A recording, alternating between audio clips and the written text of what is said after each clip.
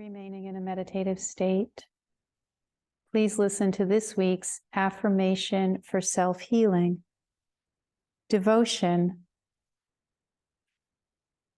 No good end is ever reached without devotion. No true success is achieved unless the heart's feelings are involved. Willpower itself is a combination of energy and feeling directed towards fulfillment. In the quest for God, the unfolding of the heart's natural love in the form of deep devotion is the prime requisite for success.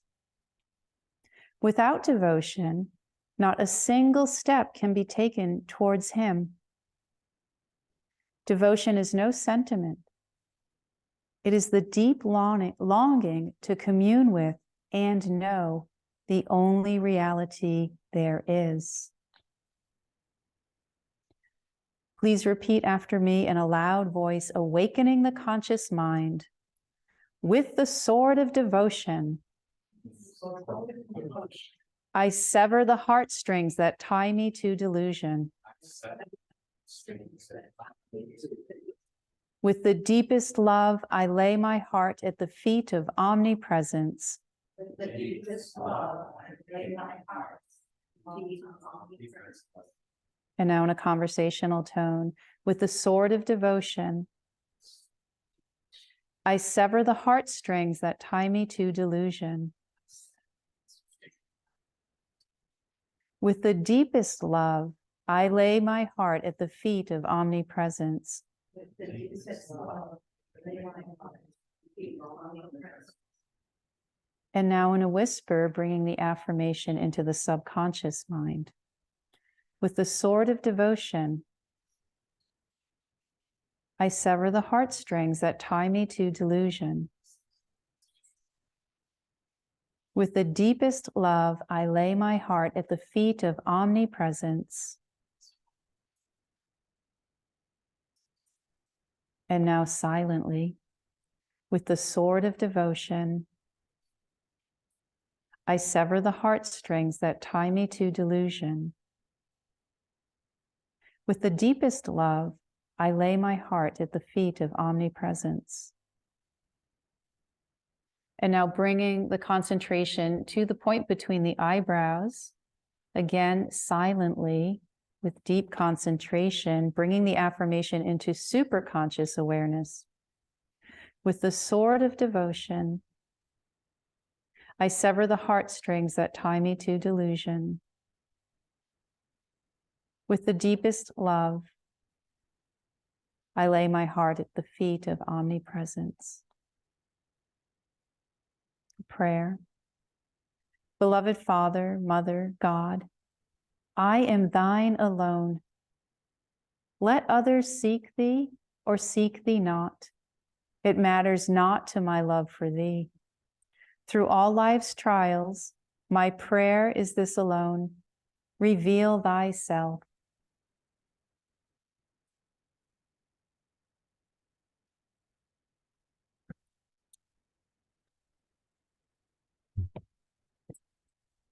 So good morning, everyone. This is a reading from Rays of the One Light, weekly commentaries on the Bible and the Bhagavad Gita by Swami Kriyananda.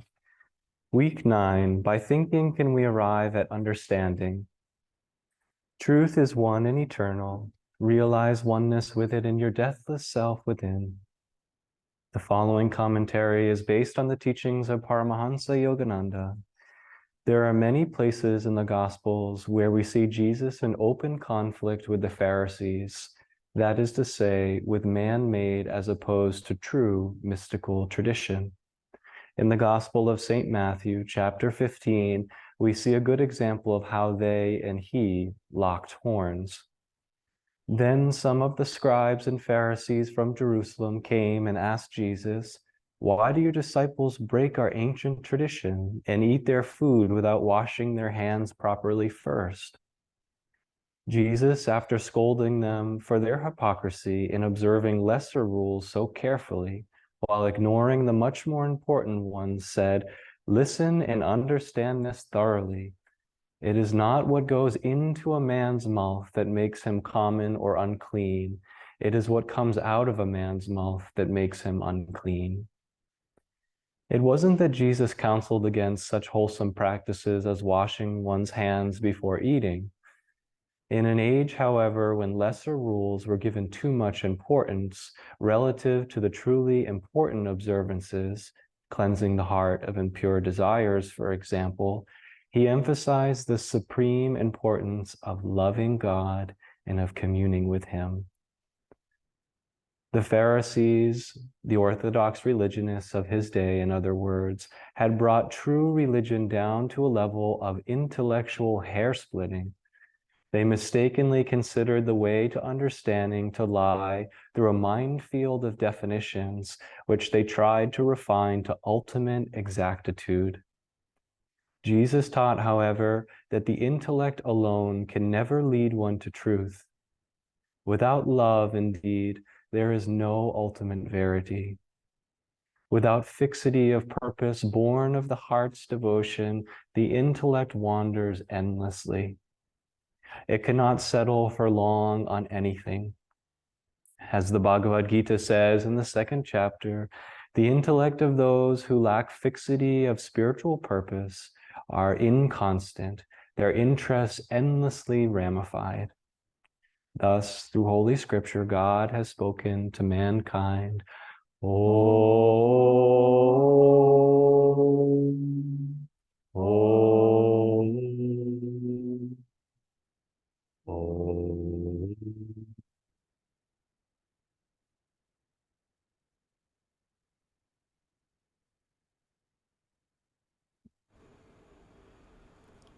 Well, it's nice to see you all again. It's been a while. I've been here in India since early January, and on pilgrimage for a couple of weeks, which made it impossible for me to join. We were usually either on a bus at this time or a train or something like that. But anyway, thought of you and glad to be back. So, by thinking, can we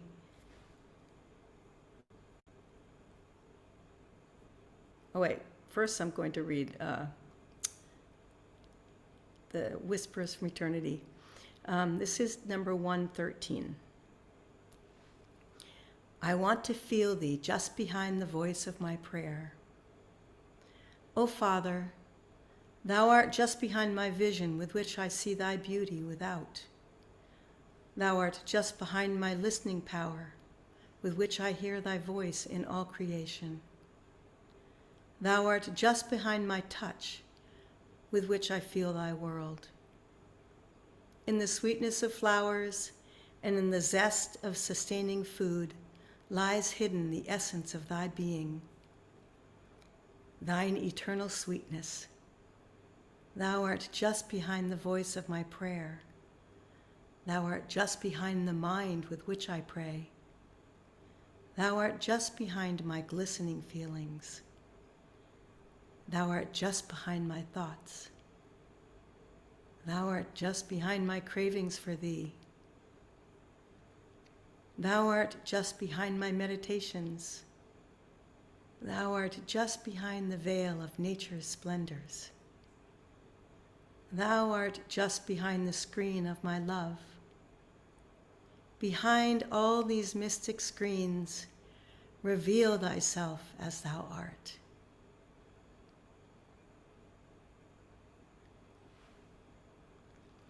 So, by thinking, can we arrive at understanding?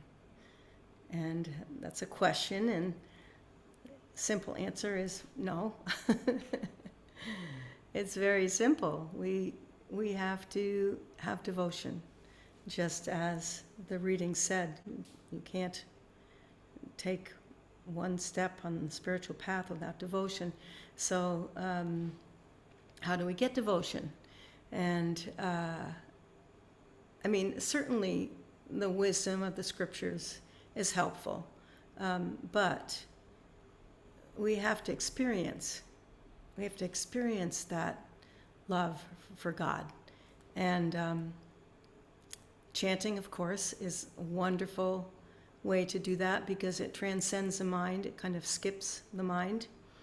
And actually, with that being said, I wonder if I'd really like to show this video, but I don't know if it will work. Anyway, I should have asked David about this before. So I won't, but basically what Swami says is just that. You know, he was talking about many years ago, he just wanted to honor and recognize and have recognition for what an important ministry the music is. And so this little video clip was from there. And he's saying, you know, is the music a ministry? Well, yes, it is. And he says music has such power to basically bypass our thoughts and go straight to the heart.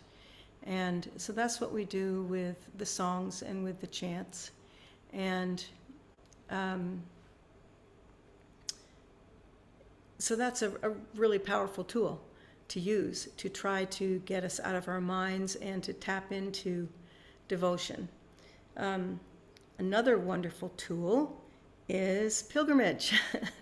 Having just come back from pilgrimage, I can attest to the power of going to these places. We did basically, it's called In the Footsteps of the Masters, and it was 2 weeks starting at Sri Yukteswar's ashram in Puri, where he's buried. And Sri Yukteswar is a really good example for me. I've always, you know, he was a wise man, master. He wrote the science, the holy science, and he expounded on some very powerful intellectual and spiritual truths.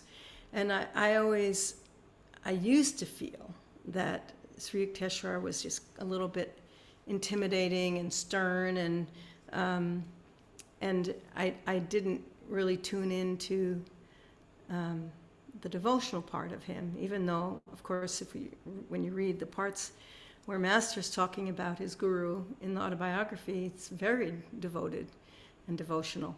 But I hadn't had that experience so much. Meditating in his ashram where his body is buried in Puri, you just feel this sweetness. And, you know, we went there, I think 3 times. We were in Puri for 3 days. We went every day to meditate there. And it just was so deep. And it wasn't just Puri, it was everywhere that we went. The next stop was Calcutta. But first I have to say, one of my favorite moments on this pilgrimage wasn't even at one of the shrines of our masters, because first we started in Puri, and then we went north to Calcutta, where of course Master was born, and Serampore, where Yukteswar's ashram was, and Master had spent so much time with him there. If you read in the autobiography, the chapter Years into My Master's Hermitage, that's just wonderful to revisit that chapter. And then we went on to Varanasi, where all of the masters were. That's where Lahiri lived, and where Master's parents used to go to see him, and brought Master as a baby. And Yukteswar's mother was there. That's where Yukteswar and Master met. And of course, Babaji's everywhere. But there's a story in the autobiography of when his sister came up out of, you know, from the tiles at the Ghat. A Ghat is like an area on the Ganges or on the river where you can walk down and swim. And that's when she told him that, you know, he announced that he was going to leave his body, and she said, no, please don't. You know, what difference does it make if you're going to, you know, if I can't remember the quote, but anyway, you reread that part too. And so And then we went to Ranaket, Almora, where Babaji's cave is, where Babaji met Lahiri. So it was covered all the bases. But I have to say, we had a 7-hour train ride from Puri, our first stop, up to Calcutta. And I would say half the time we chanted in the train. And it was so inspiring. We were all just, beaming and so uplifted, chanting for hours. And all the Indians, of course, in the train were just, filming us and singing and clapping along. It's really fun to see that happen. There were a few other instances where that happened.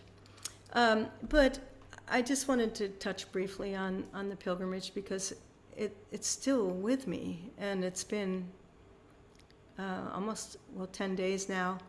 And every time I close my eyes, it's like, whoosh, it doesn't take much to stop the mind. When I have a pretty busy mind usually, and that's why chanting's so wonderful. But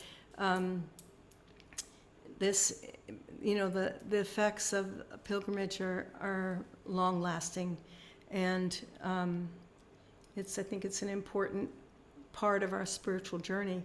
So something to think about. So that's about devotion and feeling the Master's presence and love in our hearts. I want to quote Swami, who said, Swami Kriyananda, "People whose lives are not directed by high aspiration often become spiritual vagabonds. Some of them drift in desultory fashion from theory to theory, from teaching to teaching, and from teacher to teacher. Others lose themselves in the endless labyrinth of theological discussion and debate. Never do such persons achieve firm understanding, which is born only of direct inner perception." So that direct inner perception is when we are able to transcend the mind and have the experience of God's consciousness through meditation, and we feel the devotion, and we develop our intuition, and we find that we don't have to, think things out so much, that the answers will come. Here's a great story. Padma, who with her husband Riemann, they run the Ananda Seattle community. But about, 40 years ago, when Swami wanted to start a work in Europe and was offered a villa on Lake Como, and Padma was over there at the beginning, and she was talking to the owner of the house. Swami was there too, and she was reasoning with her, saying, the importance of her supporting the work was very great. She was offering us a house, but the house was cold and it was meant to be a summer house. But so Padma was, asking her if there, how they could make the house more livable for them, and on, and wasn't getting anywhere with her. And then out of the blue, Swami said something completely from left field, like it didn't really relate to what Padma was saying. And then the woman started coming up with ideas of how to help, just naturally. And Padma is thinking, what just happened here? And after she was speaking with Swami, and he said, "I know you think I'm a good negotiator, but that's not what happened. What happened was I just listened to Divine Mother, and I said what she wanted me to say." And that's how he lived his life. I think those of us who have experienced Swami's, even just listening to his talks, but he would always talk about these things aren't coming from me. He just was always doing what Master and Divine Mother asked him to do.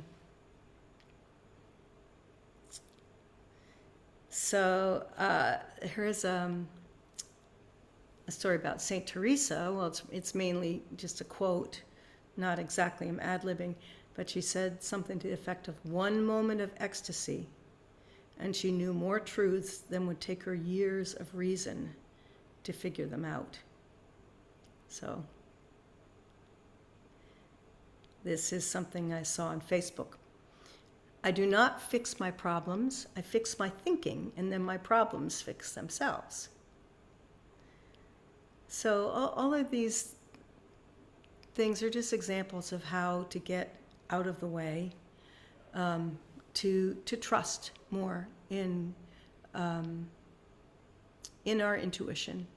And I know there are times I've found, okay, well, I have a desire for this and I'm praying about it, but I'm not sure the answer I'm getting is really from intuition because my desire is strong.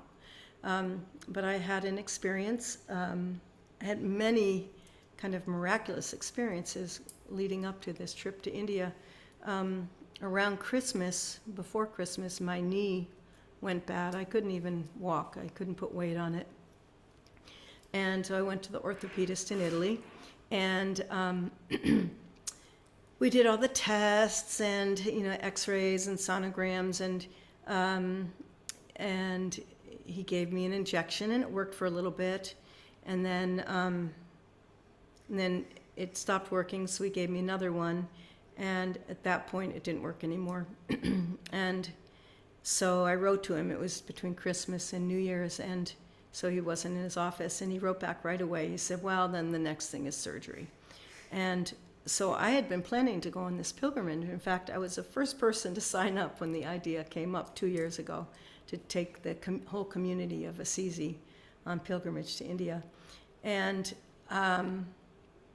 people saw me limping around. They said, Dhuti, I don't see how you're going to do this. And I just kept thinking, well, this has got to get better, right? My knee's got to get better. Well, it wasn't getting better. And it was at the point where we had to put down our second half of the money, and I had to withdraw. And I came to peace with it, and I started looking at, okay, so if I'm going to have my knee replaced, do I go back to the village, have it done there, because it's a long recovery, a couple of months, or do I have it at my sister's in New York, or, I started thinking that way, and it just didn't feel right. I just kept thinking, no, this is too soon. This knee thing has happened too quickly. Actually, it was an old injury from a car crash, almost 30 years ago, but it hadn't gotten to the point where, I needed surgery. And I just kept thinking, and I knew I'd let go of going on the pilgrimage. I was at peace with that. But I just kept thinking, if I could go someplace and be on a good diet, maybe lose some weight, have some treatments, be in warm weather, which is a big thing for me because my body doesn't like the cold winters of anywhere, but in Italy, they tend to be kind of cold and biting in the Apennines, the mountains there. And so I had been to an Ayurvedic place a few times in Kerala in India, and I had written him in September, and I'd written him again in I think in October or November, and he said, no, we're all filled up. So I wrote again, and I said, I'm sorry to be persistent, but I've just found out that I need knee surgery, and I just think that if I could have 3 or 4 weeks with you, that could, I could avoid the surgery. And so I wrote that about lunchtime. And then as I was meditating later in the afternoon, I put out a strong prayer. And it just felt like one of those, okay, that had a lot of power behind it. It was something to the effect of, Divine Mother, Master, Swamiji, I know that you know what is good for me. and I don't think you want me to be an invalid. And I think it would be good if I could have 3 or 4 weeks, just someplace warm where I could have therapy and eat really well. But you know what's best. And then I let it go, and I had a nice meditation, and then I opened up my computer. There was a letter from the Ayurveda place saying, it looks like we have an opening. And this was on a Monday. And he said, I'll let you know for sure on Wednesday. I would have to be in India by Sunday. So Wednesday, he wrote and said, actually, turns out you can come for 3.5 weeks. I thought that was really cute because, I had said 3 or 4 weeks, so we get really specific, 3.5 weeks. And to arrive on Sunday. So Thursday night, I make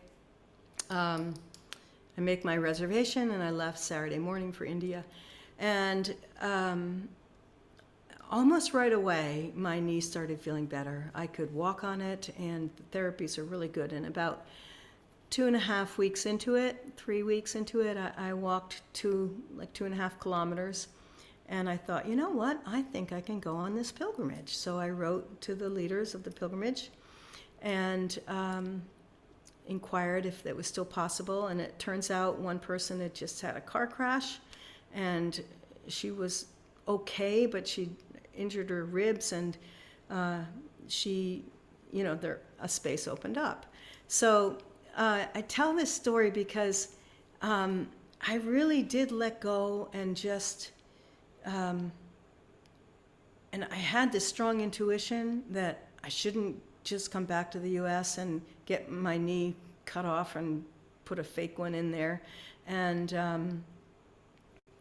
so I hiked up to Babaji's cave. I wasn't even sure. I thought, okay, even if I just go to the other places and I don't go to Babaji's cave.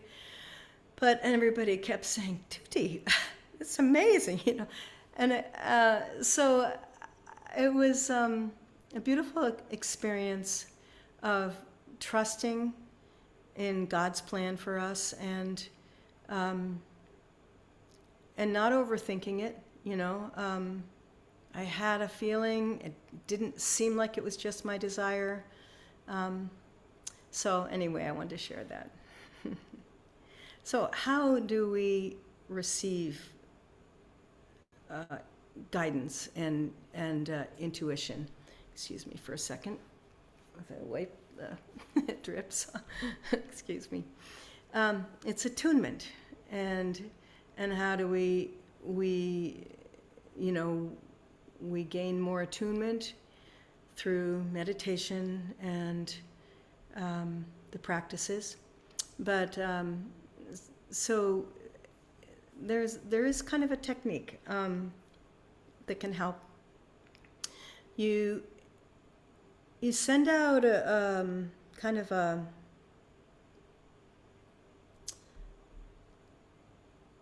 beam of energy. I don't know how to describe it, from the spiritual eye.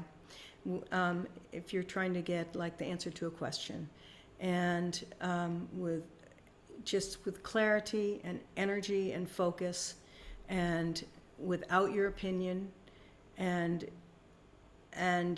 then you're willing to listen to whatever the answer is, and the heart receives an answer if you're able to do it with that kind of focus and actually clarity. And so if you have a still mind and all of the thoughts and questions and are able to be subdued, and an open heart, then you have a good likelihood of receiving inspiration and guidance. Okay, I'm going to quote Swami one more time. When we study the scriptures, we should use the instruments of understanding that Jesus recommended. In prayer and meditation, let us strive to penetrate behind the words and understand them with the intuition of our hearts. Let us base our perception in love for God and in charity for our fellow man. pure divine love was the ultimate essence of Jesus' teaching. Pure divine love. Well, may we learn to cultivate that to everyone we meet, and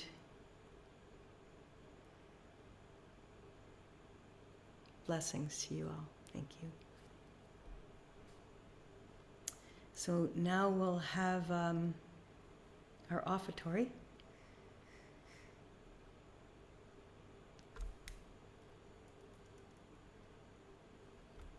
Please take what you'd like to give, place it in your right hand, and repeat after me. Divine Mother, Divine Mother, we offer to thee the fruit of our labors. we offer to thee the fruit of our labor. Bless this offering, Bless this offering, that it serve as a channel of thy light to truth-seeking souls everywhere. to truth-seeking souls everywhere. Om, Oh, peace, amen. So I'm going to sing this song that is it's a poem from Whispers from Eternity, and we have a big week ahead of us with Masters Mass Samadhi on Thursday and Sri Yukteswars on Saturday, and this is a beautiful song, God's Boatman, which basically expresses the infinite, eternal love of the Guru towards all of us.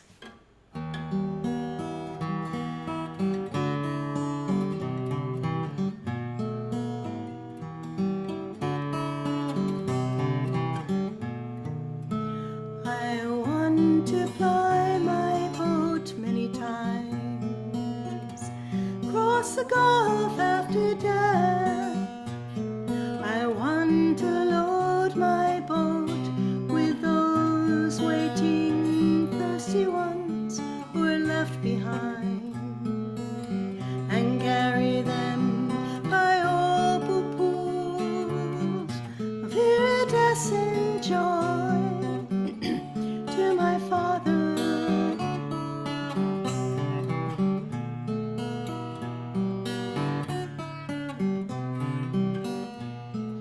Oh, I will come again and again,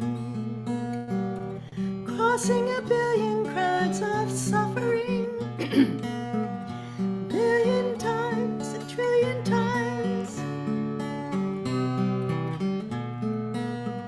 as long as one is left behind, as long as one of you seek my divine in me.